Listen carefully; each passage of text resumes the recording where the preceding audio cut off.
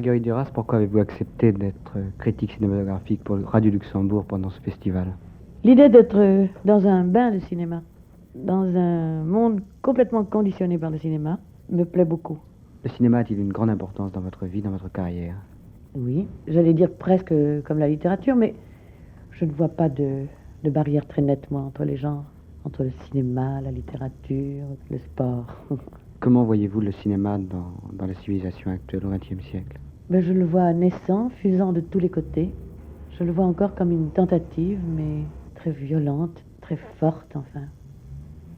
Je n'ai pas d'idée sur le cinéma, évidemment. Je n'ai pas de conception sur le cinéma. C'est encore un art inachevé. Comme vous pouvez faire du cinéma comme on écrit ou comme on peint, ce sera un art majeur. Mais maintenant, l'argent règne trop sur le cinéma. Trop de metteurs en scène de talent attendent dans l'ombre pendant des années, jusqu'à l'usure, de faire leur premier film. Dans le fond, pour vous, le cinéma, c'est un peu une explosion permanente en ce moment. Oui, vraiment, enfin, regardez autour de vous. Tout est cinéma, tout se traduit en cinéma. C'est ça qui est extraordinaire, c'est la préhension par le cinéma de l'actualité même. On fait des films sur tout, c'est merveilleux. Enfin, sur le Vietnam, regardez, il y en a déjà au moins 3 qui sont en train de se faire.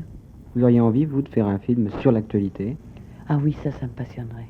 Quels sont les films français ou étrangers que vous avez aimés ces derniers temps? Celui que j'ai le plus aimé, c'est un film hongrois, Les Sans Espoir. Est-ce que vous allez souvent au cinéma? Très souvent.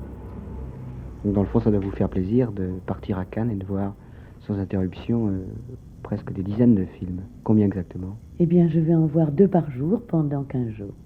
30. Je vais voir 30 films. Et voyez-vous, je suis très contente d'y aller en critique. Enfin, je veux dire, pas en critique, en travailleur. Parce que j'y étais 2 fois, une fois pour Une aussi longue absence et une fois pour Moderato Cantabile, puisque Hiroshima, mon amour, avait été refusé par le festival. Eh bien, j'y suis allée en représentation et ça m'était fort désagréable.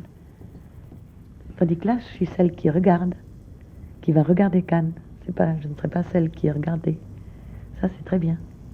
Donc là, vous allez passer de l'autre côté de la barrière, de metteur en scène, vous passez critique. Est-ce que c'est un passage très facile? J'ai déjà fait de la critique de cinéma. Oui, mais entre-temps, vous êtes devenu metteur en scène.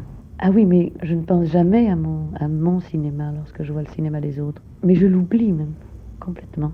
C'est le même phénomène qui se produit lorsque vous lisez. Marguerite Duras, critique, on a un peu l'impression que ça va être une Marguerite Duras assez exigeante, qui n'aimera peut-être pas les films que l'on appelle trop grand public. On m'a demandé d'être moi-même, c'est-à-dire de faire comme si j'écrivais dans un journal. Néanmoins, j'essaierai de faire comme d'habitude je fais, c'est-à-dire d'aimer aussi ce que je n'aime pas. N'est-ce pas? De ne pas procéder par humeur, parce que, voyez par exemple le dernier Godard, 2 ou 3 choses que je sais d'elle. N'est-ce pas? Il y a eu 2 temps.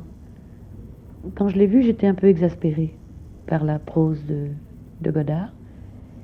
Et ensuite, quelques jours après, j'ai voté en faveur du film au prix Marilyn Monroe. J'étais sortie de l'humeur. C'était une très bonne leçon pour moi.